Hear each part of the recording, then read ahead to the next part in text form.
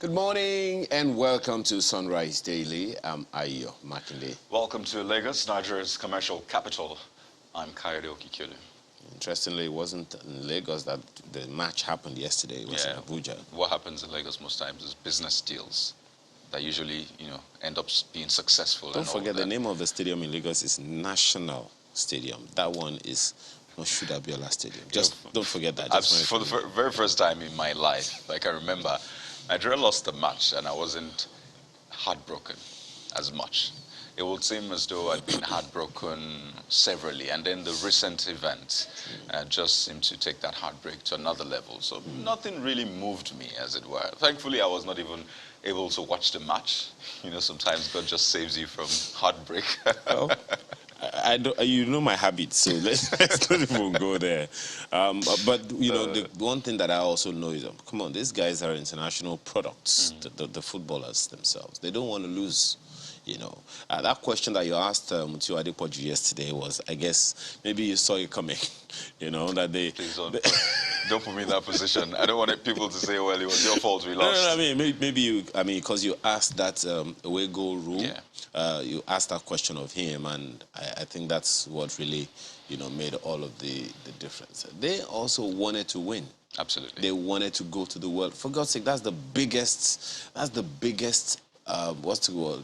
Football stage yes, in the world. So they definitely don't want to lose themselves. But it is what it is. It is what it is. From the moment they got this goal, you know the tactics. Get an early goal, lock up shop. That's what happens. And by the way, if you thought that you're going to go through this whole day without being reminded that Nigeria lost, we're sorry to disappoint you, okay? We need to put this, in our subconscious. A lot of lessons to learn. Really, yeah. and I think that's all we should focus on. Yes, there's a heartbreak. Nigeria's going to miss the World Cup. It's sad for a lot of people that their businesses are tied around that. But, it is what it is. We need a lot of, look at our players. Sad. It was a sad one. But we need a lot of retrospection, introspection. And I don't want to say I'm glad we lost that match, but you see what happened immediately after that match. That's a very terrifying scene. Gosh. I think the last time, I don't even remember the last time I saw that thing. Look, well, maybe the last time I heard of such level of degradation, so to speak, is when it happens in England. When footballers, when England loses or a home team loses, and that kind of thing happens. Things like that happen. But we've gotten to a point when things like that have essentially stopped, literally. And, when I heard that we were giving out, 20,000 tickets, free bus rides, so anyone who wanted to watch that match, I was a bit worried. Coming off the, security issues we've had and all of that. Don't forget, this has been between Abuja and Kaduna, and we're having a match in Kaduna, and we sort of opened the doors to everybody. In Abuja, pardon me. And we sort of opened the doors. So I was worried. And then this happened, and I'm thinking, maybe we shouldn't have done that. Watching football live is a premium. It's a premium lifestyle, as it were. If you go to England, you see how hard it is to get a ticket. Well, but don't forget that how famous, how approachable has the Moshood Abiola Stadium been?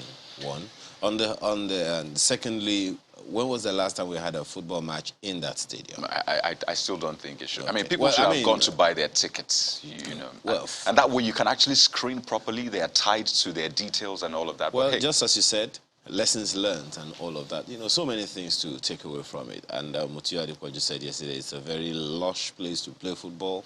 And then this, I don't know. The lessons are there for us to learn. I just hope that the lessons are learned indeed. Mark, it happened in Abuja. Your backyard, as it were. Good morning.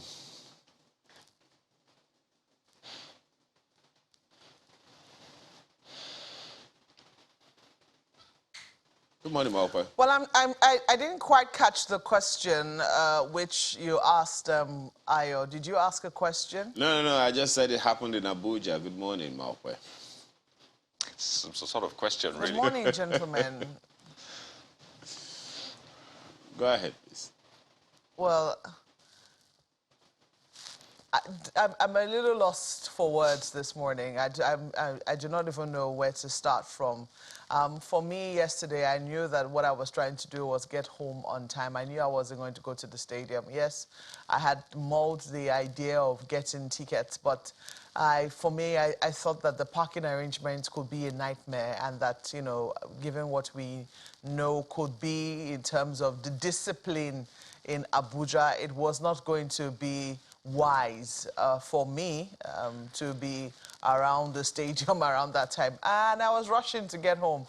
And talking about rushing, so where the stadium is in Abuja is right at the heart of the entrance of the federal capital, well, not the federal capital territory, it's right at the heart of the entrance of the city, of the main city, Abuja itself. So you have this beautiful Y, it will seem, leading to different parts of the city, and the stadium is right at that entrance. So it's like there's a confluence of some sort. That's where the stadium is located.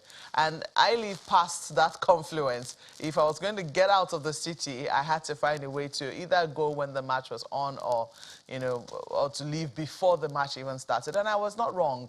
If you look at what the arrangements were for parking, security, the security agencies did do their best, the best that they could do under the circumstances. But discipline has not been our greatest strength, especially here in the Federal Capital Territory. So you find cars parked on the main road. Cars were parked everywhere around that confluence area. Anyway, I was able to make my way home and was able to quickly switch up my TV. It turns out that there were a number of matches playing about the same time. A lot of qualifying games going on at the same time yesterday. And the energy, because I happened to flip through a few of the channels, there was this energy I heard on all the other matches. When I came to ours, the station where ours was playing, it was very dry. It didn't have that zest. I don't know if you noticed it. I don't know if anybody else.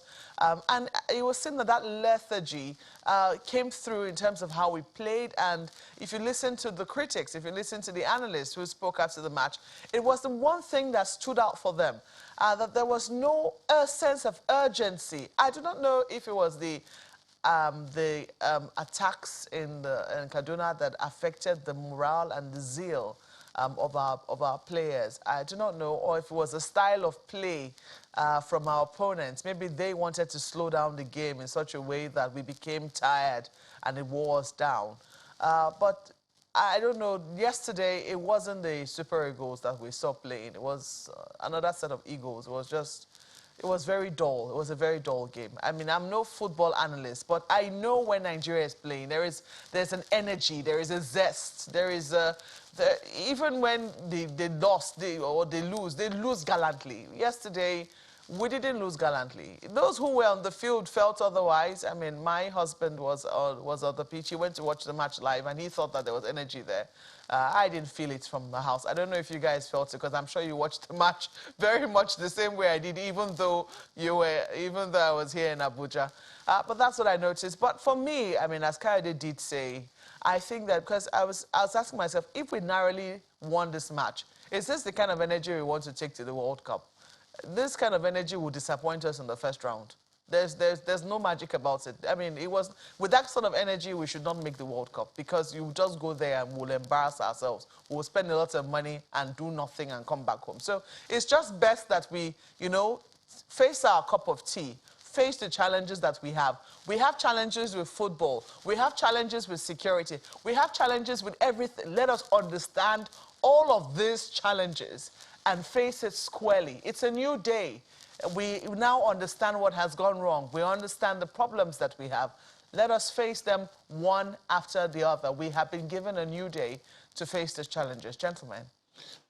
A natural reaction to stuff like this, when a team loses, or when Nigeria loses a match, is to sack the coach. Is that what we're going to do now? Is that the natural lesson that we have learned? Sack the coach? No, I don't think so. I think it's a time, as my colleague Hadi said earlier, for us to ask ourselves critical questions about what's important. Is football important to us? If it is, what are the things we have been missing in terms of developing it? those who know football will remember the 70s and the 80s and the energy we put into developing our local talents, our local football, and our local coaches. The boys that went to the 1987 Golden Eaglets, they were all fresh homeboys, trained by a home coach, and they won the maiden edition of the the under-17 team, or the under-17 World Cup. So, lessons to learn? Most certainly. Are we ready to take them on? I guess the question is there for us to answer. Let's take a look at the papers right after now.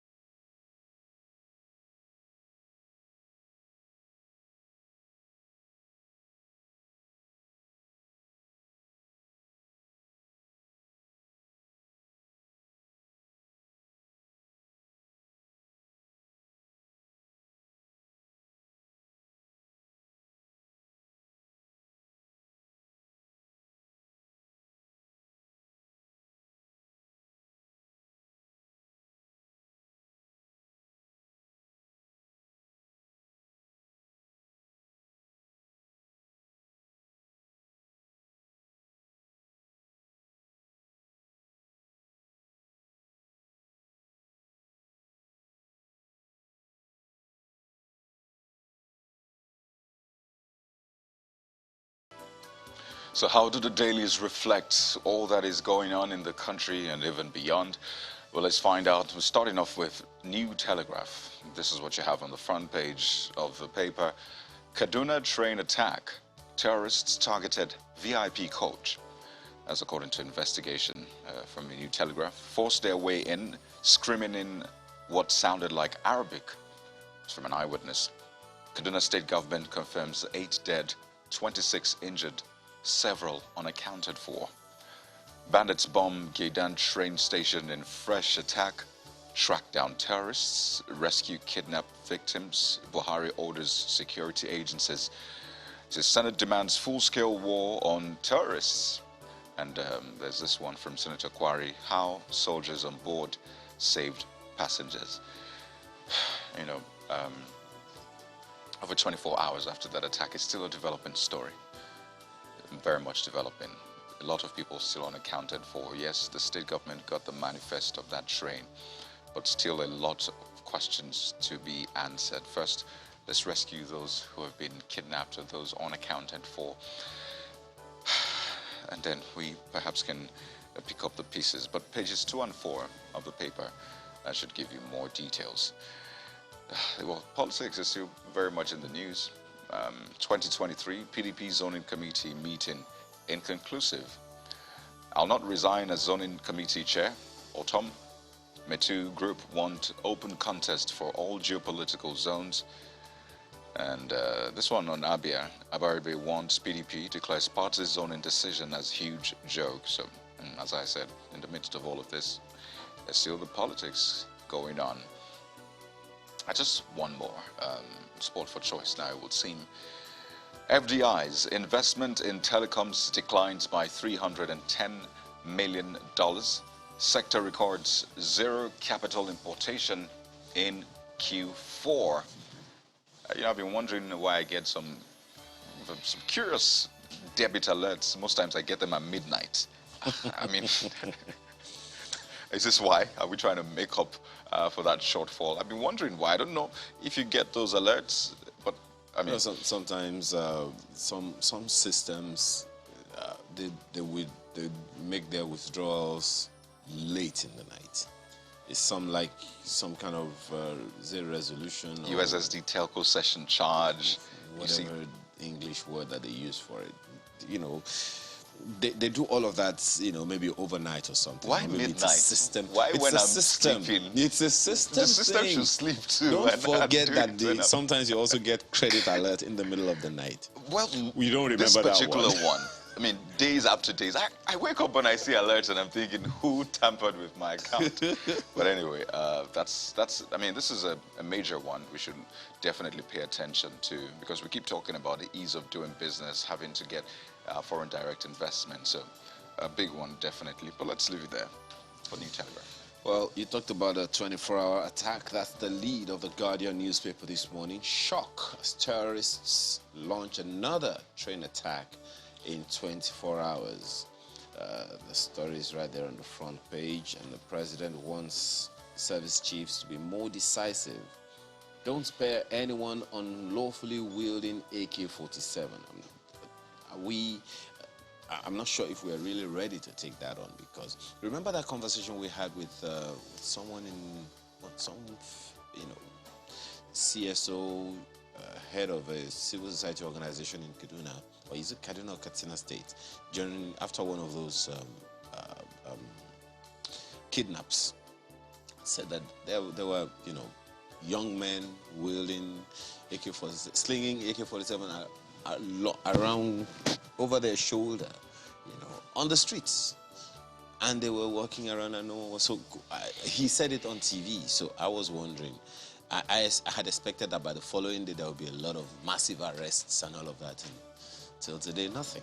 Anyway, let's hope that this time around, the service chiefs and all security apparatus will listen to the president. Amechi, government's slow procurement process led to loss of lives on Abuja-Kaduna train. Osinbajo cancels Lagos trip, visits Kaduna to condole with victims. Tinubu calls off 70th birthday celebration over attack. Life is near worthless under APC, Buhari says PDP. NMA mourns Chinelo, decries worsening insecurity. Senators blame failure of government for new dimensions of terrorism. Northern senators charge security agencies to up their game. The pictures on the front page also tell more on the same story. That's the Guardian newspaper this morning. Marco? Well, the headline on the front page of Daily Trust is no different. Abuja-Kaduna train bombing also leads their stories this morning. 9 killed, dozens missing. Survivors recount ordeal. That's what's on the front page. All of it in black. I guess that's also to let you know what the mood of the story is. Certainly not one to celebrate. Outrage as medical doctor, MBTE director, others killed. Ex-Zamfara deputy governor, others injured. Nigeria mourns. Tinubu cancels colloquium. Damage worth over 3 billion naira. That's from Amechi, Minister of Transport. COAS, IGP order manhunt of terrorists. And at the bottom there, you see pictures of the damaged train. I think those clips were initially sent by the people who were on the train. And then you also see photographs of those who have died. Some of the faces, some of the 9 whom we lost in this very dastardly attack. You also see, maybe just to also, put names to those faces. I'm going to read the names of those victims which we lost today. Faces of the victims, they have the MBTE director, Abdul K. Mata. We also have Dr. Chinelo Megafu, who had tweeted from the train. We lost her. TUC General Secretary Musa Lawal Uzigi is also said to have passed on that particular attack, and Samira Mohammed. They cut across all strata, they cut across all, shall I say, tribes and regions. So this is not exactly, this is a countrywide tragedy. You'll find the story on pages 5 and 6 of the paper. You also have other stories just beneath the nameplate. I'll take 2 more. Oil wind fall. Algeria pays jobless citizens as Nigeria spends on subsidy. And you also have this one. Buhari watches as Super Eagles surrender 2022 World Cup ticket to Ghana. That's all we'll leave it for Daily Trust. And pick up the Nigerian Tribune next. Kaduna train attack. Survivors recount ordeal with terrorists. And the front page tries to break down the different angles to that story with a host of riders. Pages 5, 8, 28 has more details. There are pictures to that effect. One showing the Vice President during his visit to the victims, the attacked train, and some of the victims. Still a developing story, as I said, and we're definitely on this one to give you the updates. Nigeria has recorded 120 deaths, 659 cases of Lassa fever this year. That's coming from the NCDC, and I mean, this year is just 3 months in already. 120 deaths, so different issues on different fronts. Page 23, we'll give you more details. Kwankwaso dumps PDP, that's on the political front, page 11. And just one more, I'll just give you this one. This one is on security as well, but welfare. Rep summon AGF, finance minister, others over non-implementation of police new salary. Page 13, there's been this back and forth, well, whether or not some men will go on strike, policemen, whether or not they will protest, or they should, or they can protest. But clearly one thing we know is that that salary has not been paid, the increment, that is. So we need to look into that one. And police foil attack on Dangote refinery in Lagos. How can security operatives be encouraged to do their job? That's the irony. Right next to that story is police foiling attack on Dangote refinery. So we depend on the police for security, right? And it's only fair. And we treat them the way we do. It's just, and I mean, don't forget, it will seem like that has gone under for a bit now. Students are still at home. Teachers, university lecturers are on strike. The brain, literally the brain of the nation is on strike. Anyway, Vanguard newspaper is next, and it's talking about the same story. And it's like, if you want to know how it happened, pick up a copy of the Vanguard newspaper. That's how it seems. How gunmen stormed train, rained terror on passengers. That's how you have it on the front page. And a few other details. Anguish as 8 died, 26 injured, scores missing. And so many other stories are all attached there. NRC suspends Abuja Kaduna train operations after bomb attack. Says 398 passengers bought ticket, 362 validated for trip. Well, that's more details that you may want to find out. Story is on page 5 of the paper this morning. Right under the picture of those injured and killed, as Marco has read out earlier, Constitution Review. National Assembly transmits 44 bills to state houses of assembly. Story is on page 6 of the paper this morning. Well, Marco said earlier that we needed to find a way to lift our spirits in spite of all of this. Anyway, I don't know. The back page has sports, Vanguard Sports, football, Eclipse, Ghana snatch World Cup ticket. Eagles go into hiding as angry fans go wild. That's the Vanguard newspaper this morning.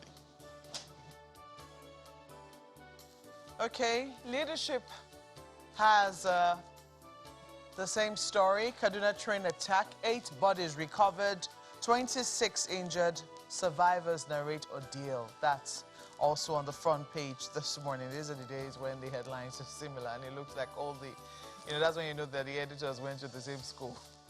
Because they have almost exactly the same thing and are written in almost exactly the same way.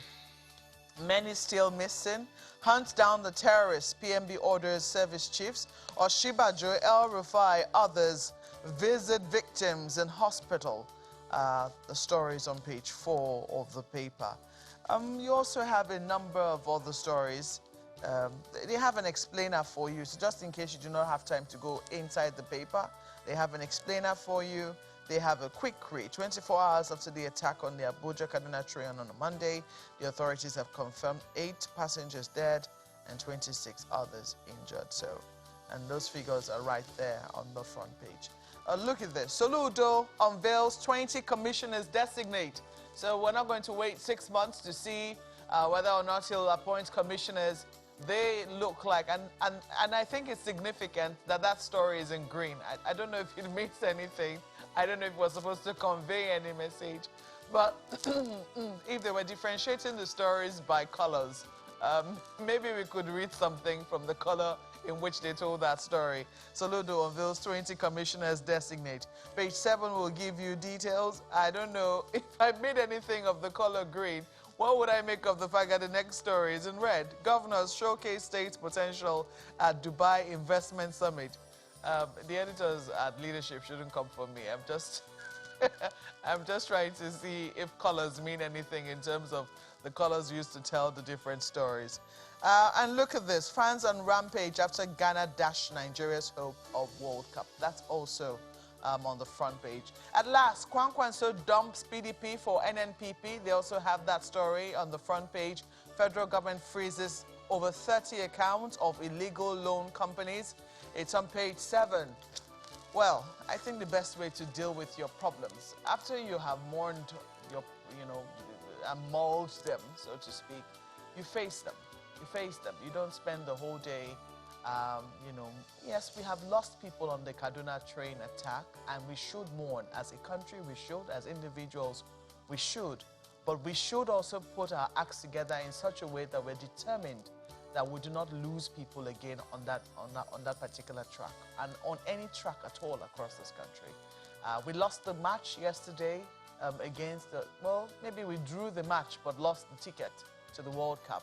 It means that there's work to be done in our football. So rather than wearing long faces around the whole day, I think it's important that we face what the issues are and see how we can get past it.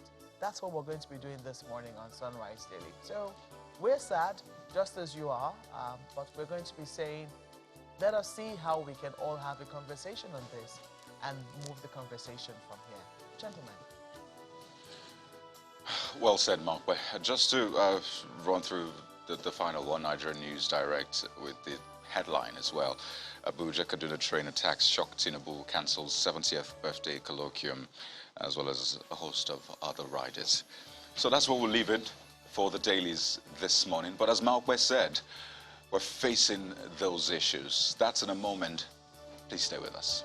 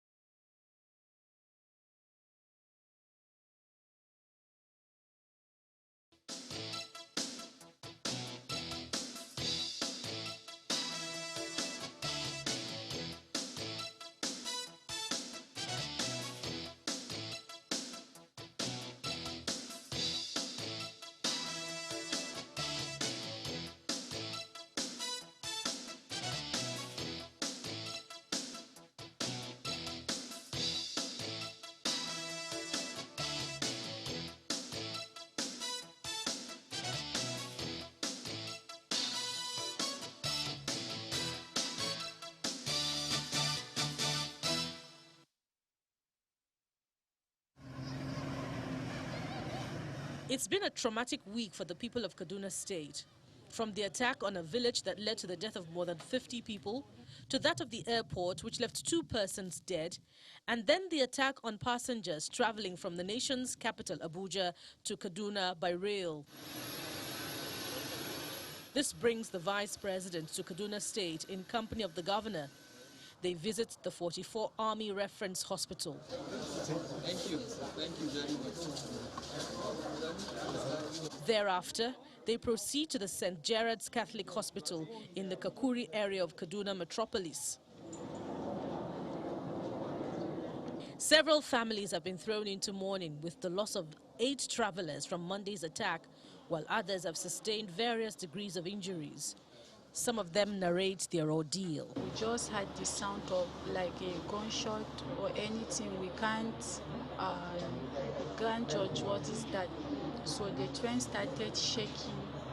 After like some minutes, the train just fall down by its side. So after that, we started hearing the sound of a gunshot. So they just break the door of the train through the VIP side. They just came in, carry some people, many people, they shoot many people, they carry many people, take them inside the bush. Before the gunshot, it was like a bomb, but we couldn't understand what was it. So all of a sudden, we started hearing guns, and I was shot on my legs. And after that, I don't know what's happened again, but we just lie down on the floor, and we saw those guys busy abducting some of the passengers. After the visit, the vice president addressed journalists, during which he expressed the president's condolences to those who lost loved ones, promising that government will do whatever it takes to stop a repeat of the tragic incident. Well, first of all, to extend the condolence of Mr. President and the government to families of those who lost their lives in this terrible tragedy, and of course the families of those who are injured, and all of the victims of this very unfortunate and tragic incident. We remain resolute in our commitment to ensuring that these sorts of things are prevented, and that as quickly as possible services are restored, and that the type of safety measures that are required are put in place. Kaduna State has witnessed several attacks in just a week. And as a result, government may need an urgent review of the state's security architecture in order to assuage the fears of citizens amid these challenging times.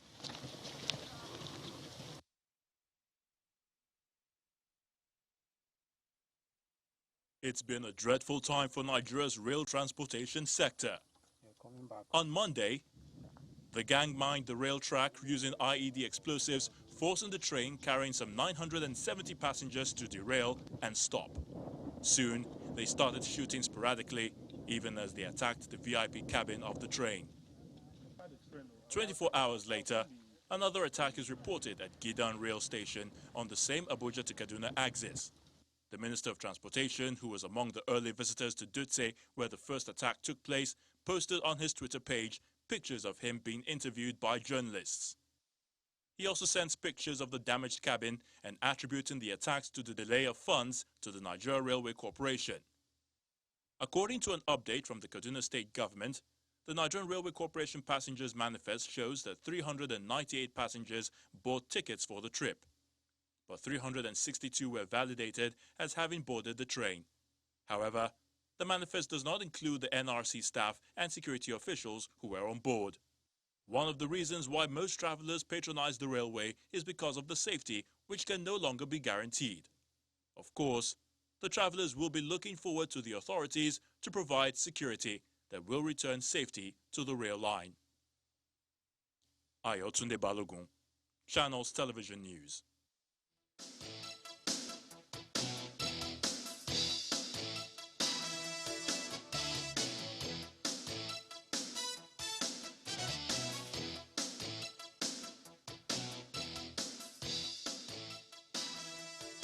Let's get straight into the conversation this morning. Three gentlemen join us. Two of them are right here in our studios. Major General Henry Ayola, retired, former commander of Special Task Force Operation Safe Haven, as well as Colonel Francis Okosuns, who is a retired military officer and security consultant. Both join us in the studio. Gentlemen, thank you for joining us this morning. Thank you for having me. Let me begin with you, General. Is it time to call for a state of emergency on security? That's a beautiful question. In my mind, calling for state of emergency and all of that, they become more or less superficial things. Because, I mean, it's the same way we're overpricing, labeling bandits, terrorists. And since we label them, what has changed? I mean, does it amount to an automatic solution? The actions that need to be taken, the steps that need to be taken, still need to be taken. Either you put up a state of emergency, or you brand, give a name to a group. If you still don't do what will solve the problem will not be solved. Well, what are those things that you would say we have missed doing? Because one of the questions that's come to my mind is, for God's sake, this happened within 24 hours. And that even happened maybe like 2 days before another similar incident happened, and the attack on the same Abuja, on the same Kaduna, state, in the airport. So, I mean, if it's not, if we've labeled them, all of these things have been said, what then needs to be done that hasn't been done? So many security meetings have been held, lives have been lost, property have been lost, and it would seem like the primary function or the primary responsibility, primary expectation of protection of lives and property is the very same thing that government is failing at. It's a long list. I mean, we've been on this several times, and I'm almost getting tired of having to repeat the same list of things again and again, and almost becoming a broken record, So let's start from the time that we are in.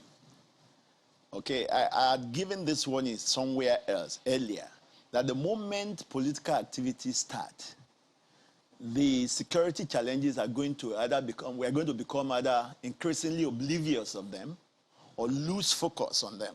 But that's not new to us. We've known that since 1999. Yeah, it's not new to us. But this is a nation we have done things that we don't like upteenth time, and we still do them like we are doing them for the first time. Let me first of all very quickly take the opening comments of Colonel Francis Okosons as well. I'm sure that this comes to you also as a shock. 3 attacks within how many days? And first of all, do you think there was a security lacuna somewhere that we took our eye off the ball and we missed it happening, or what? Some would argue that this is a failure of intelligence. Yeah. Clearly, it's a failure of intelligence, no doubt. But at whose doorstep do you place this? Like General Henry just said, we have repeated these things too many times that we're sounding like cracked record. We have argued that the intelligence you require to act must be generated, produced, and delivered by certain state actors. Where this has not been done, what actions have been taken? 3 attacks, one after the other, and somebody whose duty it is to read indicators and interpret them hasn't done this, and he still keeps his job, and we think it's normal. More will come if we continue the way we are. Well, Colonel, I'll go back to pre-2015, and part of the promises of this administration, it was pretty simple: security, economy, fight corruption. And security really, hit home with a lot of people, because we've been dealing with Boko Haram terrorists. I recall the Chibok girls, the abduction. So it resonated with the people, and it was General Buhari, someone who you thought, he had been involved in all of that, all the wars and all that. So are we missing something as well? Because you have a commander-in-chief of the armed forces who's had experience, who you think he knows his things, like the back of his hands. And on the field, it seems that we're not seeing that translate. So is there perhaps something we're missing here? Maybe the orders are not trickling down enough, or there isn't enough, I don't want to say, is it resources, platforms and all of that to carry out the orders. What may we be missing? Because it doesn't quite add up, really. The commander-in-chief is not the one who is the field officer. The people who are on ground have tasks and assignments. If they are not able to carry out these tasks and assignments, what do you do?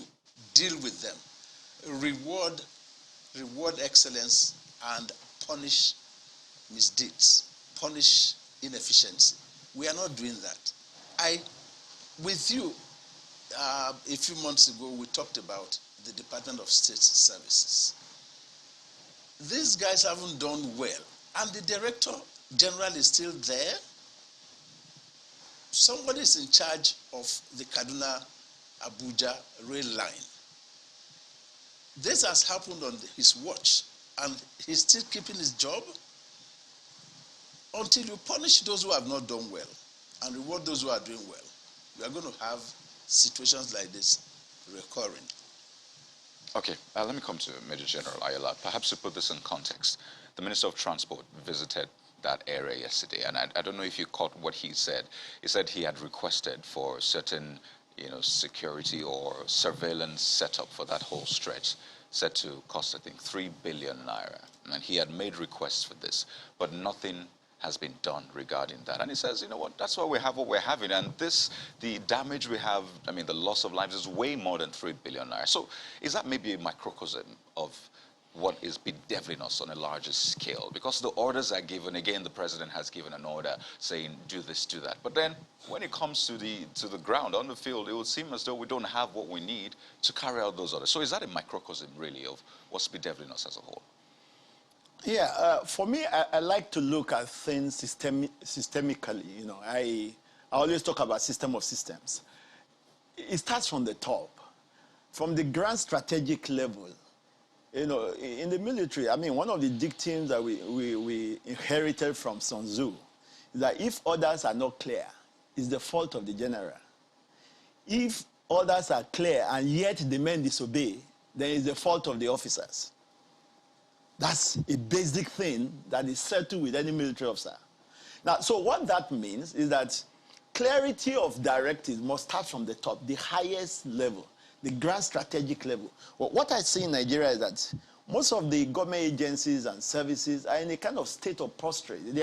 It's like everybody needs to be pushed before he does what he should usually do statutorily and routinely. And something brought us to that stage. Yeah, I don't... I'm not casual about apportioning blame because I think systemic. I know. I mean, from within the system, there can be a disjoint or a missing link somewhere, and of course the whole system will fail, even when others are doing their very best. At other levels. Okay, so let's start from there. If the body language, the clarity of the highest directives are clear, then, of course, from the level of military strategic level, the service chiefs, at that level, they will be able to give their orders very clearly, with clear mind, with freedom of action. And it will dovetail that way down the line to the commander in the field, to the level of the subalterns and the soldiers on the field.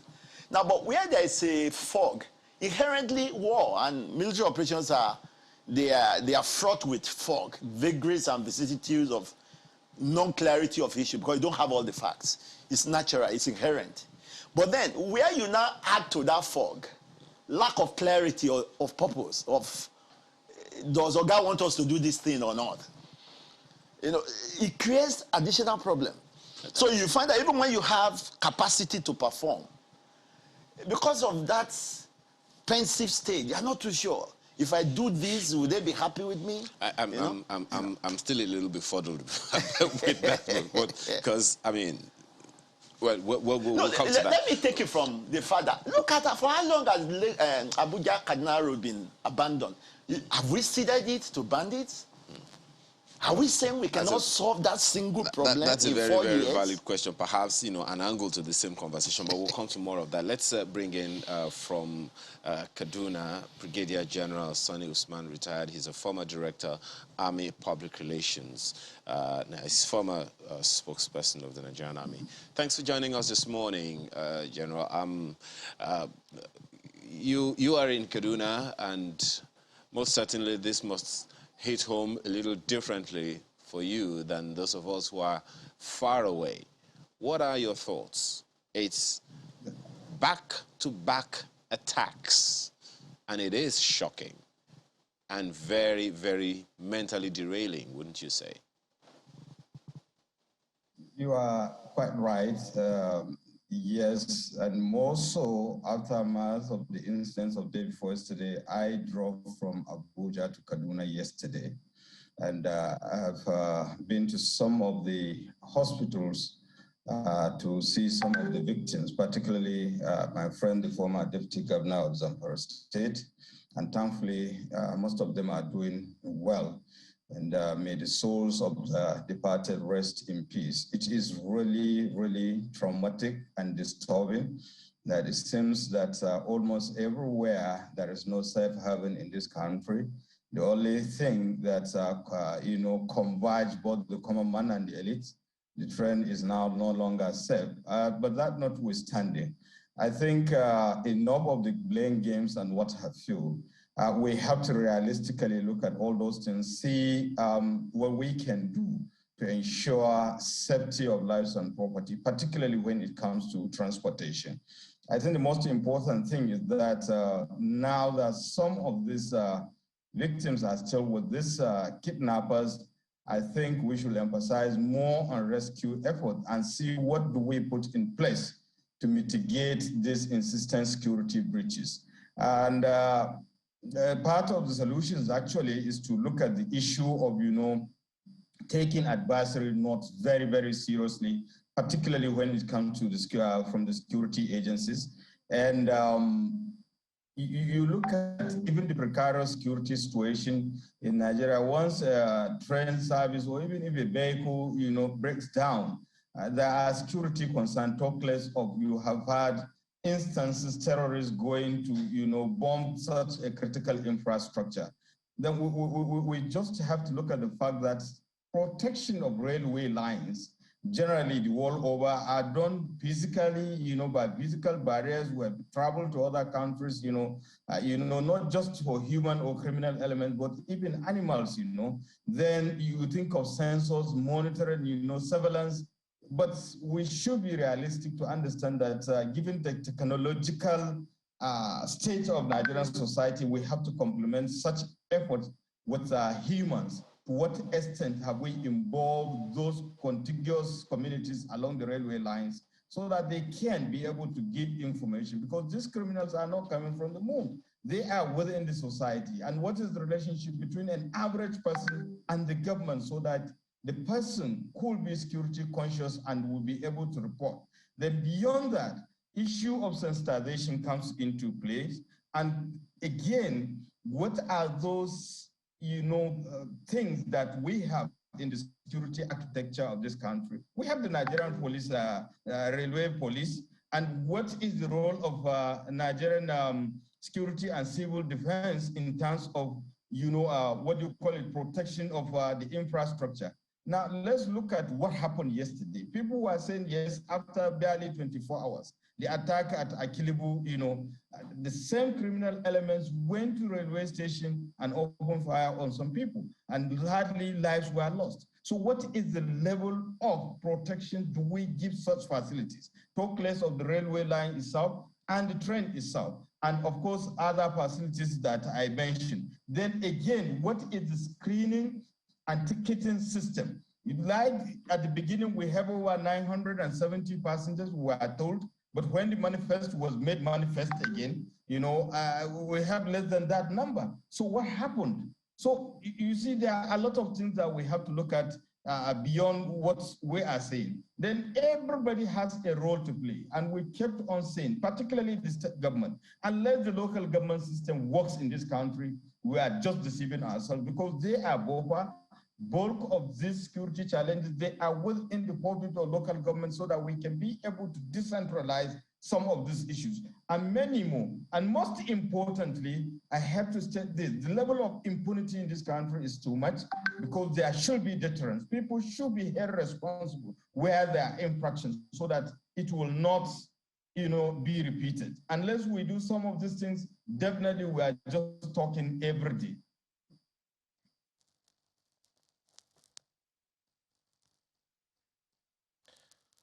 Well, three different schools of thought. I'm trying to, find a common strand. Listening to General Henry Ayola, he talked about how, he's a systemic person and he thinks that this is a system failure. Talking about how even the Kaduna Road has been, it was seen that we've surrendered it to bandits. Then coming to General Osman, you're talking about how we need to we stop apportioning blame. But our other guest in the studio believes that blames need to be apportioned because, there must be consequences for failure. So I'm trying my best to, find a common thread through all of this. So let me start with you, General Ayola, when you talk about systemic failure. I do not want to divorce this from the attack which happened at the airport on Sunday. We now have a clearer picture. We have been told that there was no real attack on the airport itself. From the explanation which we got, we were told that a group of bandits, we knew that they were bandits, were driving past a patch of land which was by the airport, and that the person who was killed, very sadly and unfortunately so, was a farmer who the airport authorities had also asked to help monitor a mast which they had close by. To be able to alert them, I think, if anything was going to happen to that mast. It was that poor farmer who raised an alarm that these bandits were coming and who was killed by the bandits. So we knew that there was a problem in Kaduna as we speak, and we cannot divorce that attack from what perhaps happened on the rail lines just 2 days ago. So whose job is it? And this is something I've been pondering on. Whose job is it to draw these links? Whose job is it to say, if these people, we're coming, have passed through this airport, where could they possibly be going? Can we trace them? Is it possible to, know what their next line of attack will be or what their motives are? Do we have such an overview? Yeah, thank you very much. I'm glad you brought that back. And again, that takes me back to the issue of system, because when you look at it, that general area, the area of the airport, Faka Forest, Mando Road, NDA, Nigeria Air Force Base, those are the general areas where all these things are happening. And for a while, that area has been infested with these bandits. That's why they even had the audacity of, attacking NDA. So the best solution perhaps would have been to have done a general combing of that area since August last year, to now. Because there's no way you're going to cover any area per inch with human beings or deploy, even if you have more than enough soldiers. You can't do that. You can't deploy people per inch. So, of course, it's usually an integrated system where you have some equipment, some surveillance equipment. In fact, I have always advocated having a national infrastructure that would be for command, control, communication, computer, surveillance, intelligence, surveillance, and reconnaissance. I was opportune to lead a team to Turkey in 2015 to look at how they run theirs and how we can have such a backbone. It will be a scalable system. So each agency that has anything to do will be brought in. They can add on their own kind of equipment to interface with the backbone. And so it can be scalable. So you don't have to spend money for each agency, each ministry, like a Ministry of Transport is talking about now for Railway. Railway would have been part of a component of that integrated unified system. Okay? Again, we don't have that yet. The police got one time, which worked for a while, I think about 2 years. And it should be an integrated thing. So all the security agencies and any arm of government that has anything to do with communication, surveillance, and all of that, we come into it. And so it will take care of everybody. It's cheaper, it's easier to maintain, and it's scalable. Okay, that is the kind of solution that will have helped this kind of thing. But because there's no one person that has an overlapping responsibility covering different areas, and because we don't have this kind of integrated, that's why that gap will always be there. Because there's no one single agency that will say, oh, it's in charge of the airport and it's also in charge of rail line, all at the same time. I mean, there are different people that are taxed in those areas. But if they were brought into one system that is integrated, that is unified, And every agency that has a part to play has its own, staff in those operation rooms. In fact, part of what NCC had done, the Nigeria Communication Commission, when they created these emergency centers, communication centers, that would have been a component of that system. So that when you make an SOS call, it's received in one communication center, the appropriate agency which will respond, we have a representative there who takes it off from there, and the appropriate agency is contacted immediately, and you can have short responses, quick responses in dealing with issues. That's how it runs with nations where these things work.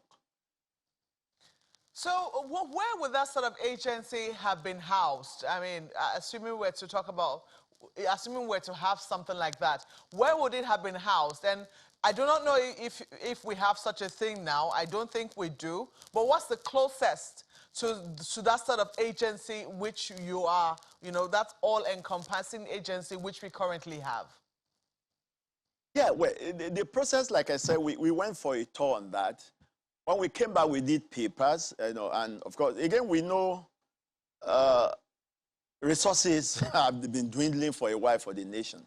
It's usually a capital-intensive system, but what we even built into it is to have a special purpose vehicle that will be commercial, that can, make some money, and from that will be able to run the system, because we discovered from the old versions of such things that we have attempted before, one of the reasons why it didn't work, because it's so capital intensive that by the time they ran it for 2 years, they couldn't continue. So we learned that lesson and built a special purpose vehicle into it so that can create, that it can, run itself, even make some gains, and so it won't be dependent on recurrent, subvention from government, So the ball is in our court. I know there are many sectors calling for attention, and usually General, a problem for leaders. You haven't quite answered my question. I asked, assuming we're to have such an agency, one, where will it be housed? I want very quick answers to that. And now that we do not have the agency, what is the nearest looking thing we have to it? Okay, very good. There's another solution. We are looking at aviation in particular now. There used to be a National Air Defense Corps, which was meant to cover all the airports, the airspace over the nation. And it's actually a unified body. I know there are elements of them in different airports, some of them manning the air defense system that are available there. Yeah, those ones are there. It's again, I don't know the level of equipment they have that can enhance their efficiency and effectiveness. But that has been there. That also will eventually be a component of this which you proposed, integrated system. Where do you think it would have been housed? One of the things we noticed yesterday were the different, levels of people who had responsibility for the rail line visiting it. We saw the Chief of Defense Staff visiting, we saw the COAS visiting, we saw the Minister of Transport visiting, we saw, I don't know if the governor was also there, he went to the hospitals. He has had a totally different perspective, which I'm going to be putting to our other guests much later. But this was what we saw yesterday. So what's the closest you think we currently have on the ground, apart from, or would I say, where would he have been housed, assuming we were to have such an agency which had an overview in terms of security? Yeah, like I said, that kind of agency I'm talking about is really not, it's not a different agency per se. It's an integration of all the agencies that are involved, with all of them having representatives and then having different centers where they come in. Yeah. Domesticated. Which agency, which ministry is that place going to be, so that everyone will now say, okay, this is where we are, and then they can be feeding from there? Yeah, that's the question I'm actually answering. But maybe I'm not doing good well in. For instance, usually maybe the headquarters will be in the defense headquarters. Okay. It's a choice. Usually there should be interagency, interministerial committee. Okay. That will sit down. You look at the core users of that infrastructure. Okay. Those who have the preponderance of use, because that's the way it runs. You will have headquarters, but other agencies will also have micro operation centers. You say it's a surveillance infrastructure. It's more communication, command, control, computer intelligence, surveillance, and reconnaissance. So it's an integrated, it covers everything, including radars and all of that. Essentially to preempt attacks. For intelligence gathering, for surveillance, of course they preempt, they will have actors. You know. You see, in the centers where information will be received, that will be representative of all the different agencies involved. The first responders who should respond to any alarm will also be there. So it's a matter of now taking the phone to call the nearest operational unit to deal with that. The reason she's asking that question, and is quite understood, is, look, everybody's job is nobody's job. So if we say, okay, this is the place it is, then that's the place, that's the agency that is responsible for ensuring that that agency that you're proposing works. But there is a lot more to talk about on this when we return from this break. Please stay with us.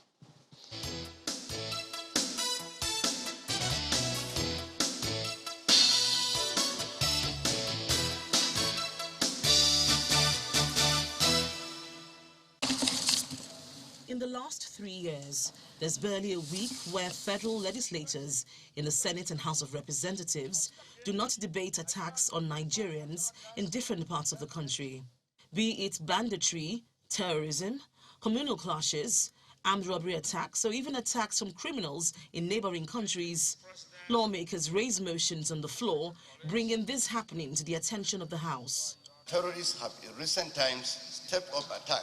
The trend continues during Tuesday's legislative proceedings when a senator representing Kaduna Central informs his colleagues of a string of distressing attacks on communities in his state, which climaxed in the attack of a Kaduna-bound train on Monday, 28 March. The train derailed after the first wave of attacks. Grenades and RPG were used. They rained bullets on all the coaches. Some passengers were killed, while many sustained bullet wounds. There are reports that some of the passengers were abducted. The attack on the Kaduna-Abuja train is extremely worrisome to some of these legislators and indeed many Nigerians who have resorted to traveling by rail and abandoning journeying by road for fear of being abducted by terrorists on the perilous Kaduna Expressway. While urging the Army and the Air Force to carry out sustained bombardment of terrorist enclaves to flush them out, some senators advocate for state police, which is rather curious, as state police was not included in the bills in the ongoing amendment of the 1999 Constitution.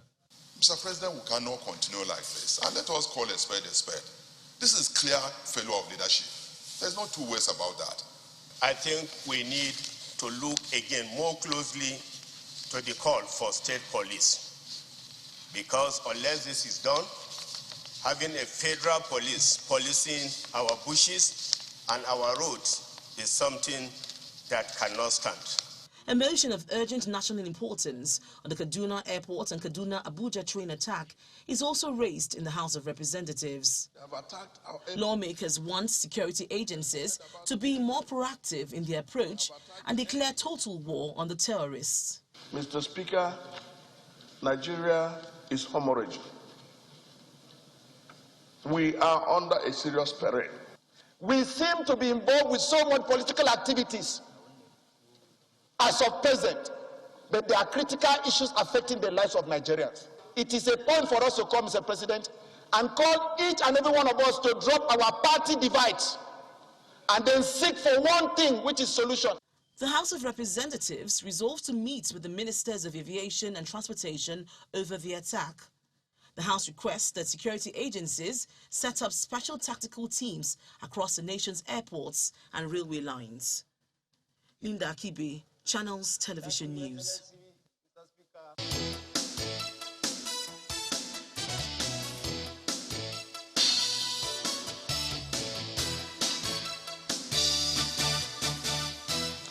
Thanks for staying with us. Colonel, let me bring this to you. A good number of issues were raised in that report that you just listened to. There are those who are talking about the possibility that maybe if we had state police, we'll be able to deal with these issues better. There are those who also believe that we need to have more integrated community engagement with the people so that when they notice something, they'll be able to readily advise people, the authorities about what needs to be done. And then there are those who are also asking questions around our response timing. And I know, naturally, whenever we have issues like this, we're looking for quick wins. So we need quick wins, and at the same time, we need something that is definite for us to deal with.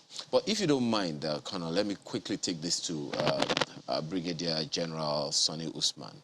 Those issues that you just heard me raise, we'll come back to the studio with Colonel Okosun in a while, in just a little bit.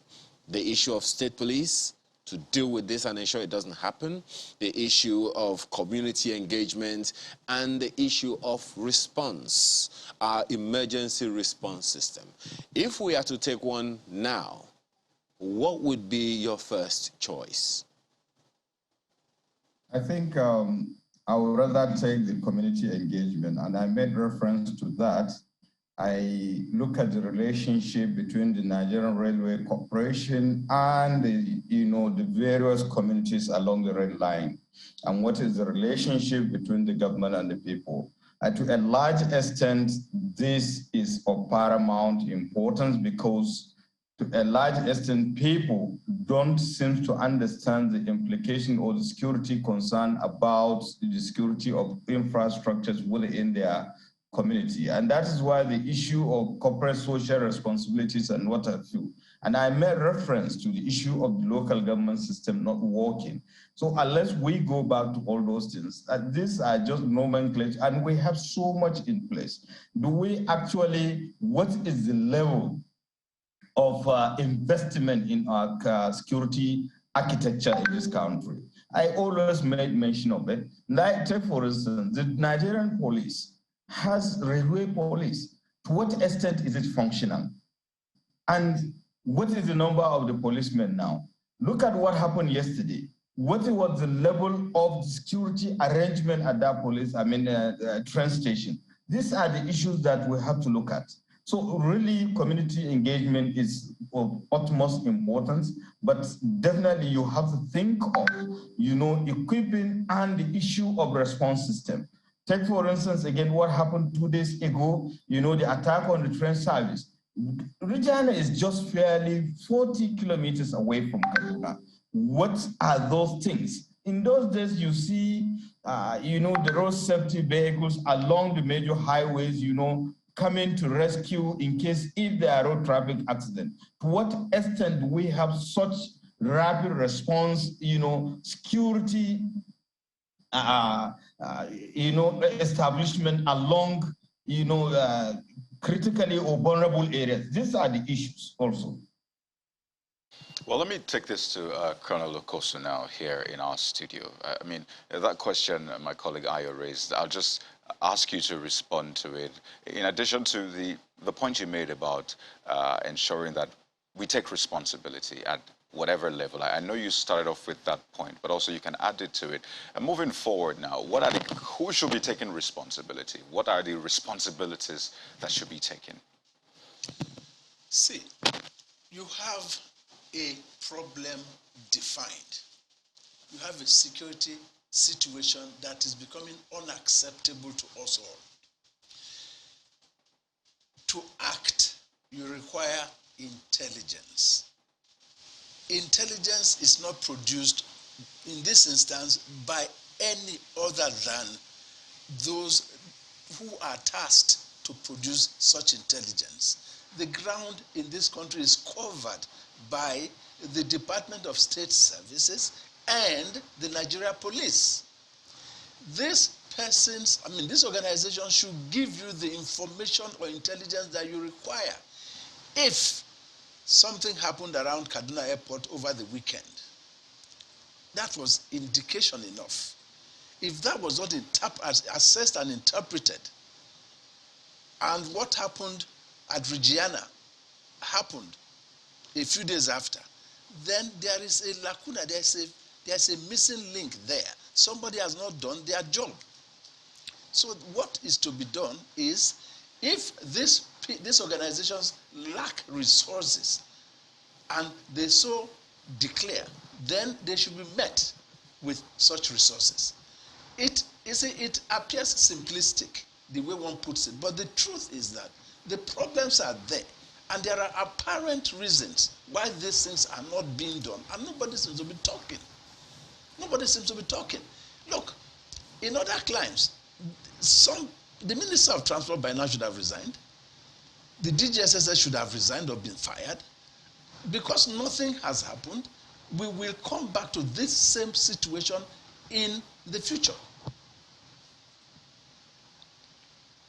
Right. So I just need to get more background to this. So you've talked about the responsibilities that you need to be taken, even though the Minister of Transport will tell you, well, I made requisition in court for these, apparatus or these surveillance systems and all, and it wasn't done. So, and if I mentioned particularly saying that, I mean, you do things and then your colleagues seem to frustrate what you do, essentially saying, I mean, one minister cannot make the whole forest. You still have to depend on others to get your job done. But maybe to step back a bit, and I know this has been maybe touched on lightly, but it's quite brazen, saying that these attacks are consistent on Kaduna, which some will say is one of our most fortified states.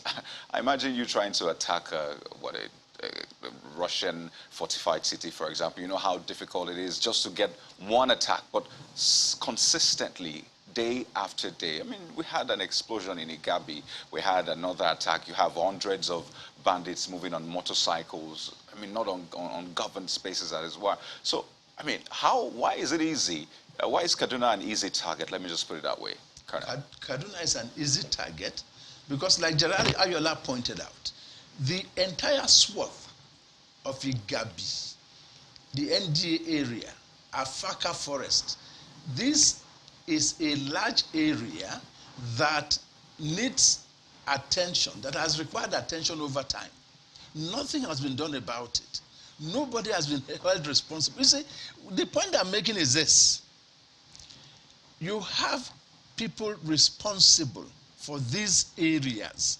They have not done their jobs, and you have not removed them to put other people there to do the job.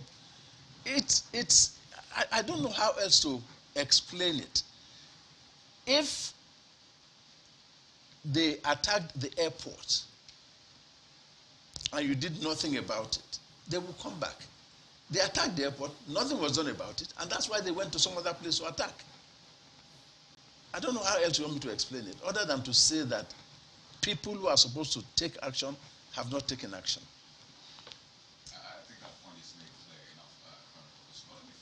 Well, you're certainly saying it how you feel it this morning in terms of how people need to take responsibility. But then, there's always this other side of the coin, this debate as to if you haven't empowered people and given them the tools that they need to do their job, can you turn around and fire them? Aren't you going to get the same results? I mean, take a look, for instance, at I hate to really bring football in here, but it's what we get to see. The team doesn't do well, you fire the coach. And over again, we see that consistent firing. But the issues don't go away. I mean, the coaches are not paid as and when due. There's very little motivation, etc., etc. So if that is what we're currently seeing in our security apparatus or security get-up, would we really get any results by firing people? Well, have the people in charge come up to say they lack resources? And if they have said so, and they were not given, what did they do? You see, if I would resign, I would leave the job. If I cannot function, and I know I'm going to commit suicide, I would resign. So if the head of the police or the SSS, or for that matter, any other organization, lacked resources and they said so, and they were not given such resources, they were not enabled, they were not empowered, what did they do? They sat back, and so nothing was done, and nothing will be done. So my point is that if people don't have resources to work with, they cannot function. But if they don't have resources to work with, would they sit there and pretend as though things were okay? I really wish that we could play the track of the Minister for Transport on this. I don't know if our producer has that on standby. It might be very useful. I know it's in a report, but it would be very useful to just listen to what he said with regards to the equipment which he had requested. He seemed to suggest that that idea was shut down. I don't know whether he insinuated it was by his colleagues or it was by people who did not see the need for that sort of equipment, and that this attack was foretold, especially when we were coming from a similar attack, which did not claim lives, I think, in sometime in November last year. But this is what we currently have. And I do not know, in this instance, when you listen to that sort of, when you listen to what he has said, and you also know the other transport challenges that we have. For instance, at the seaport, we have been saying for a very long time, I do not know if the scanners are there now, we have been saying for a very long time that we do not have scanners at the country's ports. This is some people say basic equipment. We're not going to open every container one after the other that we should have, but we don't have them. Can we, as a country, can we really say that we do not know where our problems lie and how to solve them? Believe that, was it Edmund Burke who said that all that is necessary for the triumph of evil is that good men do nothing? If an army chief knew rightly that he required surveillance equipment on the Kaduna railway line, asked for it but was not given, and he kept quiet about it. Now, I'm sure the nation heard about this thing for the first time only yesterday. Did he come up with it? Did he make a noise? Did he make a noise about it? Did he warn the country, the nation, that if we didn't do this, we'll be in trouble? Did he tell the nation that he did not, that his colleagues, as he put it, his colleagues have frustrated his efforts to get surveillance equipment on that line? I mean, come on now. We have the Lagos-Ibadan. The other day it was the shame of the locomotive ran out of diesel. Who knows what's going to happen there on that line next time? Do we have surveillance on that route? You see, you are responsible for something. Take responsibility. Well, let me come to General Osman. I just want to ask you, General, you have said we should pursue those who have kidnapped people, and rightly so too. I mean, someone will. But we're questioning our capacity to do so this morning. We have a lot of people who have been abducted. We've seen abductions take place in a place like Niger State for the way with primary school children, some of them even in nursery school, for many weeks. So there'll be questions as to how quickly, first, what is our capacity to be able to go after these terrorists and apprehend them for the heinous crime which they have committed? And how quickly do you think that we can do so? Yeah, first and foremost, I think we have the capacity. I think it's issue of sincerity of purpose. And it can be done. Like I made mention of the fact that we need to have a holistic approach. It is not just the issue of security forces or the military. We need to have a timely and accurate intelligence. Although some people will say they have been passing it, but what extent? Because I am so sure that the security forces, particularly the Air Force, are now more empowered than before. And you have seen how they have been doing a marvelous job, both in the Northwest and, of course, in the Northeast, and in addition to the military generally. Because if you look at what is happening in the Northeast now, areas that were hitherto uninhabitable, they were not able to go. Now they are going, and of course, the terrorists are, surrendering in droves. But one important thing, people hardly understand, whenever you have such issues, it has a kind of corresponding reaction. What is happening in the Northwest, particularly, the states of Kaduna, Niger, Zamfara, Katsina, and all the rest of them, should not be taken in isolation to what is also happening in the Northeast. And of course, the level to which we harmonized, the both and the components of Nigerian society in the fight or in the counter-insurgency and counter-terrorism, campaign. It's a collective approach. The fact that you are doing very well in the Northeast does not mean that you be oblivious of other parts. And, there are reports of, and given the modus operandi of what happened 2 days ago, you cannot add one or two things to see that there is a hallmark of some of these terrorist groups in the activities or what transpired. Therefore, what are you supposed to do? Now, you continue with the onslaught. At the same time, again, emphasizing on human intelligence because these guys are not spirit. I was made to understand they came on motorcycle, they came with a boss. The boss must have been road bound and all the rest. To what extent? And also, if you have been commuting, I told you I drove from Abuja to Kaduna yesterday. And, before I went to the hospital facilities, there is ongoing road reconstruction. What is the relationship between the government and the security agencies and those people that are even reconstructing the road vis-a-vis all the people along the roads? So these are the issues that we are talking about. And if you harmonize all this, give timely and accurate information to the security forces, definitely they will deal with it decisively. But at the same time, I know that we lack numbers and they take advantage of this. Now, look at even what. Oh dear, I'm pretty sure we're going to have him back. But General, how crucial in all of this is funding? When Brigadier General Sonny Usman was speaking the other time, he talked about railway police. Of course, you knew, that we had that at some point. And just this morning on the front pages of the papers in the news, it's reps summon AGF, Finance Minister, others over non-implementation of new salary for the police. And we expect these policemen, servicemen, security operatives to perform miracles. So how crucial, in your opinion, is the issue of funding in all of these? Thank you, Ayo. You've underscored it yourself, even by the question. Without money, you can do very little because all of the talking about equipment, talking about training, talking about deploying even men to vital infrastructure, and all of that, it's all about money.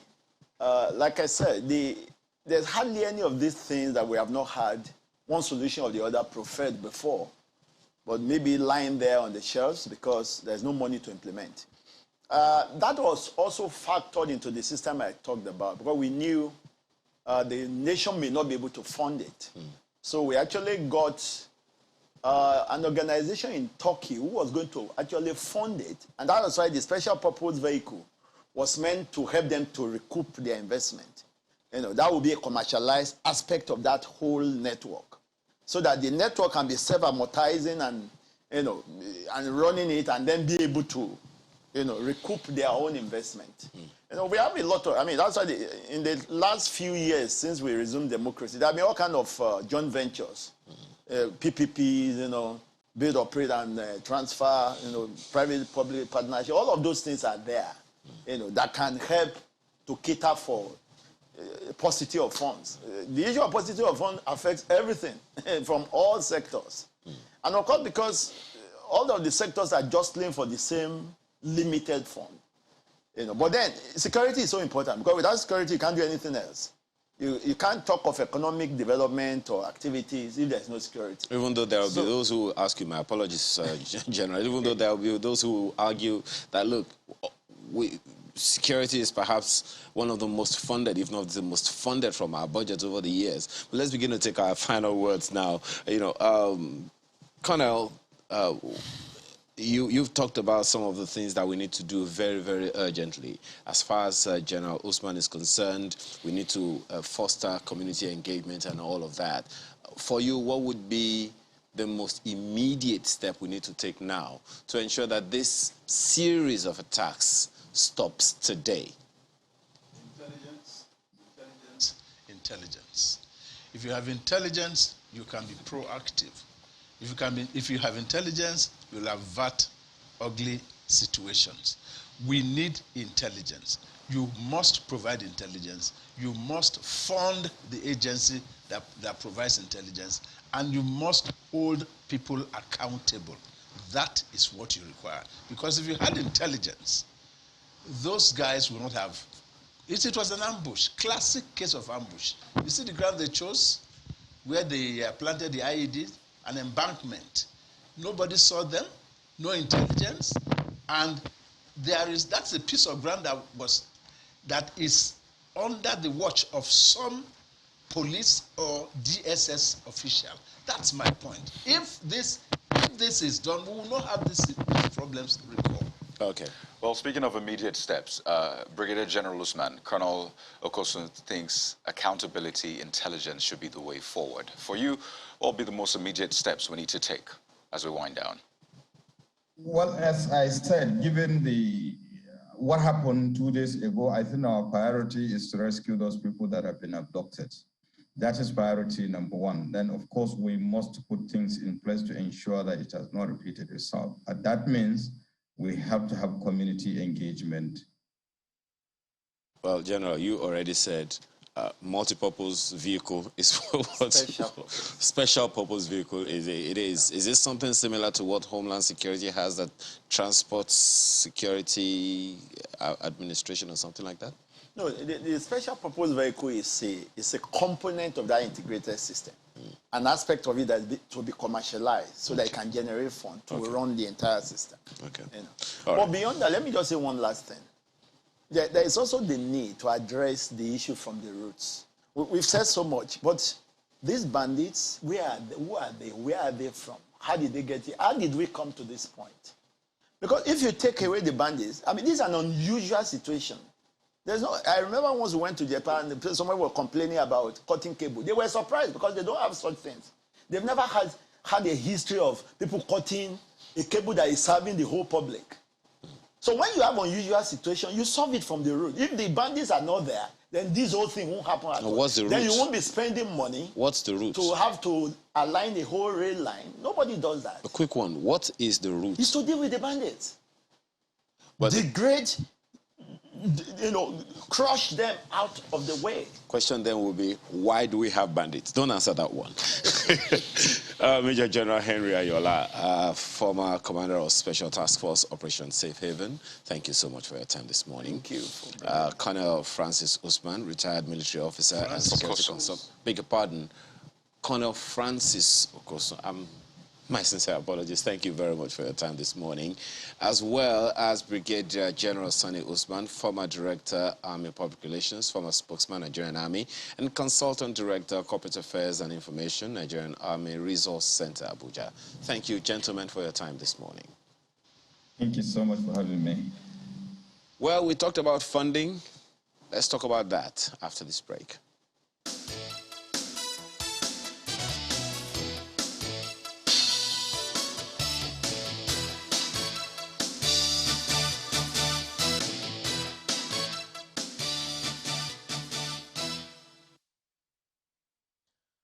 Honorable Adejoru Adeogun joins us now. He's the Deputy Chairman, House of Reps Committee on National Security and Intelligence. Well, Honorable, we understand that as of this year, or for the budget 2022, a whopping 5.15 trillion naira was allocated to security, education, and I'm trying to see if I can find the last one now.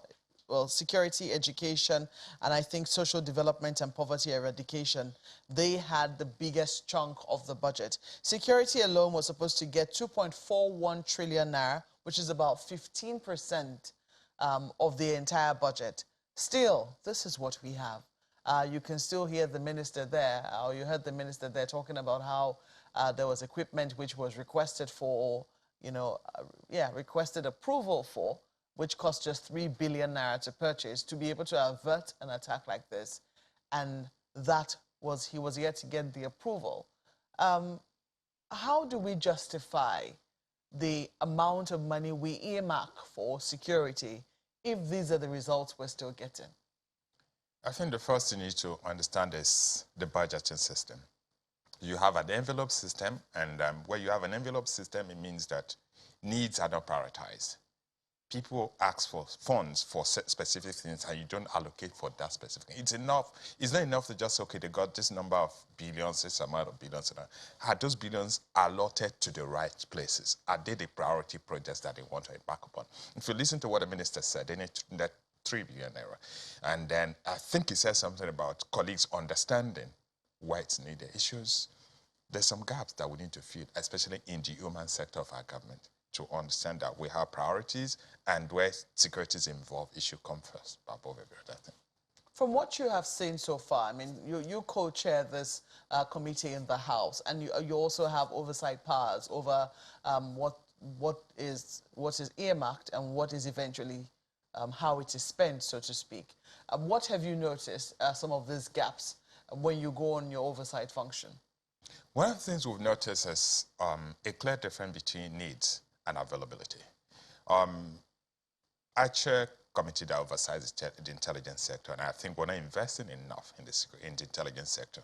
And you know, when we look at the way terrorism is handled in Nigeria, there's a clear misunderstanding of how counterterrorism should be handled. Globally, counterterrorism is an intelligence-driven thing. It's not about getting the military, getting the police to run. It has to be intelligence-driven. But in Nigeria, it's not. And then we have coordination problems. Everywhere, if something is intelligence-driven, it means that when you have issues of terrorism, the intelligence agency, the lead agency should be an intelligence agency. The internal intelligence agency of the country should be a lead agency, and they should be in charge. I mean, I saw people visiting the site of the incident, the military, the police. Where is the SSS? It should be their responsibility. Where is the NSA? It should be his responsibility. But they're not involved. So it means that you see, we're moving away from where we should face. We should let this thing be intelligence-driven, because there's a difference between terrorism and insurgency. When you're dealing with insurgency, you're dealing with a crisis in a specific territory. Terrorism is invisible. They choose soft targets, and of course the train is a soft target, and they choose it. And so it has to be intelligence-driven, and we should let the intelligence agencies drive this fight against terrorism. Well, but the House, I mean, the House has been very concerned about this. Not too long ago, they held a security conference. I think it even held, maybe to underscore the importance of intelligence, it was held at the NIA. I believe that there were outcomes of that from that particular meeting. Do you remember the meeting which I'm talking about? Yes, I think the House held a security summit, and a report was submitted to Mr. President. And Mr. President hosted the National Assembly to a dinner and pledged that everything that was recommended in the report would be implemented. Were you a part of that security summit? Because I also remember that then, when that security summit held, a few of your colleagues said they didn't even know that it had happened. It wasn't meant for everybody. It was, specific people involved in the security committees were involved. You're not going to the House has to function in other areas, so we can't entirely close the entire National Assembly just to focus on one sector. So, that's the reason you have committees. Okay, so your committee was obviously involved in that particular security summit. Given the recommendations that you made, yes, you made them to the executive arm of government, presented them to Mr. President, and he said he was going to do something about it. Everything which you recommended was going to be implemented. From what you now saw subsequently, would you say that you saw any linkages between what you had suggested and what was being implemented by the security agencies? I think there's still gaps that need to be filled. One of the things we recommended was align the citizens to take ownership of our battles. See, we're dealing with terrorism now, and terrorism, like I said, is intelligence-driven, and it means that you need suspicious activities intelligence from the people. There's no way this number of people will move to go to a racetrack without passing through people. Did anybody get back to them? So we need to get people to take ownership. But the moment we keep treating security like it's our problem, it's not your problem, then we can't get any function. We have to understand that it is our problem, the security agencies, the government, and the citizens. We are not speaking with the citizens. We're not getting them involved in the battle yet. That's where we are missing the point, and that's what the National Assembly requested for, and that's an area that I think hasn't been dealt with. Well, on Sunday, there was an attack around the Kaduna International Airport. We were made to understand that a farmer who, carries out his activities around the vicinity of the airport lost his life. He was employed by the agencies, because he has his farm very close to the airport, to, keep watch on some infrastructure, which was just, I think, outside the vicinity of the airport, and I think raised an alarm. He raised an alarm when he saw this band of terrorists coming around the airport, and he was the one who was killed. Have we been able to, if we're going to be integrating our citizens into security, into the security fold, because there'll be questions now as to what's going to happen to that farmer's family, for instance, and whether or not you understood that the enormity of the responsibility which had been put on him was such that he could lose his life in the process. Do we have anything in place where we are able to, protect and safeguard the lives of our people while we seek their cooperation in being involved in security? So the security sector, especially the intelligence sector, have a way of compensating agents and people provide information. When incidents like the one that happened in Kaduna happens, they have a system of compensating, of doing things the right way. There are funds that are not accounted for, that because you don't have to explain because they're used for specific purpose, and I think they have funds to deal with this aspect. But, I think the aspect that is missing is the communication. You said you raise alarm. You don't raise alarm. You should have a, technology to be able to send messages. In an ideal situation, we should actually have a counterterrorism center in Nigeria that kind of coordinate all issues dealing with counterterrorism. We should have one to reduce the difference between agents, to reduce the time lag between acquisition of intelligence and then response to the intelligence that's supplied. We don't have that. In a decision, we should have a one-stop center. You have the intelligence agency, the lead agency, you have the action agency, all in one location. That way, when the intelligence comes, it comes straight to an action location, and then action is taken immediately. But when you have to pass it to Abuja, and then it has to go to Kaduna, and then from Kaduna, it takes time. You don't have that time. We do not have time to waste now, with, given what we're dealing with. Let me flip this to my colleagues in Lagos. Gentlemen. Thank you, Makwe. Well, Honorable, thank you for being here to talk about these very difficult issues and confront the matters as we raise them. Well, you've talked about something crucial, which is the fact that, as far as you're concerned, we're not dealing with this counterterrorism or counterterrorism issues the way we ought to be dealing with them. Well, your committee certainly oversees intelligence, at least, from what we know, national security and intelligence. What are some of the gaps that you have noticed over time that may have left the lacuna that has now become so gaping that led to what we have now?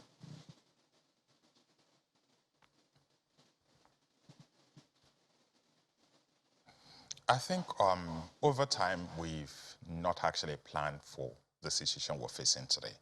I earlier mentioned the fact that we should have a one-stop center where all the agencies have to sit together and deal with issues of counterterrorism. In Nigeria, we've attempted to create one that domiciled in the NSA, but there are conflicts, there are issues arising from that because the law creating the office of the NSA does not give him operational power, does not give the office operational power. So you have a conflict between the agencies that have operational power and the ones that are supposed to coordinate. So I think at some point we really need to amend the law to strengthen the office of the NSA. We need to strengthen it. It's an institution that requires a lot of power to be able to at least bring in elements from the military, bring in elements from the intelligence agencies to be able to work on operational issues. We don't have that now. I think we need to address that. You also spoke to the budgeting process that many of us may not be aware of. The question that I would want to ask you is, do you see funding as a significant challenge in what we have on our hands now? Because even talking about the issue you just raised now about having a central intelligence clearinghouse, there will be some form of funding for that one. And with what Makwe has told you, 15% of the budget of this year earmarked for security, for defense and all of that, one is wondering if you think funding is a crucial issue in the gaps on hand right now. Funding is a major challenge. And part of the problem is that how we, the funds available, how we utilizing them for the right things. Because of the budgeting system, because of the envelope system, you do not have need-based budgeting. It becomes a competition for acquisition to attract funds. So that's why some of the security parastatals, security agencies are getting involved in action areas they shouldn't get involved in. That's why they're establishing institutions here and there to be able to attract funds. If we have a need-based budget, and they'll focus on what's necessary, operational issues. Funds come, but are they for operational activities? Are the funds being made available to actually raise the capability of the agencies to confront threats? That's an area we need to look at. Is that to say, Honorable, that we don't consider security that significant? Because without security, investors are not going to be, they won't feel safe. And consequently, whatever investment is made in the country to shore up the economy, to provide employment and make the place safe for people, pull people out of poverty and all of that, it is not going to happen without security. So is that to say that I don't know, what you make of all of that? I think the major issue is for us to sit down and tell ourselves that if we need to spend 50% of our budget to address security, we should do it. Because I look at what happened with the investment in the railway. A lot of funds being invested, and now you know what's been lost. And then it's not just about what's been lost today, it's that passenger confidence is eroded. I won't get on a train to Kaduna tomorrow. I'll be scared. I won't even go to Kaduna because I look at it, I can't go by here because the airport has become unsafe. I can't get on a train. I can't go by road. So if our business in Kaduna and if it cannot be transacted over the phone, I won't go to Kaduna. That's the kind of loss we've created for ourselves because we're not tackling security the right way. So we must understand that at this point in time, it's a critical point. If we need to invest 50% in our budget on tackling insecurity, we should do it. You know, listening to the speaker talk about this issue yesterday, saying that for nearly 2 decades we have confronted evolving national security challenges. Too many of our fellow citizens have died or had their lives permanently altered by confrontation with evil they neither sought nor provoked. He said that this is an untenable state of affairs. And the speaker in that statement went on to say, you know, we're going to step up our oversight functions. It's befuddling to hear that we budget for things that we don't quite need. So I wonder, what is the essence of budgeting? So in terms of stepping up, I mean, your role, I'm talking about the National Assembly in terms of oversight, budgeting, what is the plan really? We can't keep doing this. We've budgeted over 2 trillion naira for security. And from what you said, it looks like some of those, or majority of that, would not go to what we really need. So what is your game plan to stop this? And why did you allow this go on for so long, it would seem? I think you need to understand one problem the legislature have with oversight in Nigeria: executive bullying. And unfortunately in Nigeria, when the executive bullies the legislature, the citizens support the executive. There's a clear misunderstanding of who is on whose side here. We are on the side of the people, trying to protect the interests of the people, but it's quite easy for the executive to bully the legislature in such a way that legislators are now made to feel like they're the bad guys, and then people withdraw. So you know, each time there's an attempt to do proper oversight, the executive results of bullying. And we're not getting the support of the citizens. So we need the support of the citizens so that the citizens will know that we are fighting for them. The legislature is on their side. And we're the only one who are seeing things. But because we're not getting the backup, you find that you're taking up a battle, and at some point you find out that the people who should actually be backing you up are not on your side, you withdraw to your shell. That's what's happening. Can you give an instance where this has happened? There's so many instances which the National Assembly will invite heads of agencies and to come and appear, and they refuse to appear. And the next thing is there's stories in the newspaper, National Assembly only asking for money. 99% of the time that we invite people to come and appear for an investigation, it's because there's something missing. There's something that we need to actually get to the root of. I've had an instance in which the head of one of the agencies that I oversight actually attempted to bully me. Why? Because I requested I should appear, because we felt like there are things you need to do. There are basic things we need to know. But what is it? Everybody just feels like, okay, we've got all this power. We need to just descend on these people. We're made to feel helpless because we're not getting the backing of the citizen. It's a citizen who can back the legislature to do the citizen is not going to carry out arrests. And you just talked about what we've done to ourselves. You talked about what has happened in Kaduna and how it's going to be very difficult for you to conduct any business in Kaduna if it's not via phone. There is history between the people and the National Assembly, perhaps maybe not this National Assembly, but previous National Assemblies in terms of how oversight functions have been conducted. And even where people thought that, certain outcomes were going to, be achieved and those things went down the drain. Isn't it up to the National Assembly to see how they can gain back the confidence of the citizens? You see, the National Assembly does not have the funds to invest in public relations like, some other arms of government. So most of the time, the National Assembly side of the situation is not heard because we're unable to shout to explain to people why certain actions are taking place. You speak about expectations. The public relations are obvious, Honorable. Just the other day I was talking to your colleague and I was asking him, I think he sits on one of the committees that's supposed to be doing or talking about local content. And I was taking questions on locally made cars. And I was asking him questions as to why his colleagues didn't want locally made cars. These are some of the obvious, when we talk about public relations, it's not about the media. The National Assembly always has access to the media if they want their access. I think you gave an example that may be quite different here because you mentioned National Assembly not wanting locally made cars. The facts at the National Assembly is actually not the same facts you have. They're different. There's no point in which National Assembly members rejected locally made cars. Not at any point. What happened with the cars when it was suggested that locally made cars be bought for National Assembly members? There was an issue. Members needed cars at a specific time. And then there was a realization that the company that's supposed to supply the cars do not have the capacity to deliver the number needed within a specified time. If you have the capacity to produce 300 cars in a year, and we need 300 cars in 2 weeks, you can't meet that need.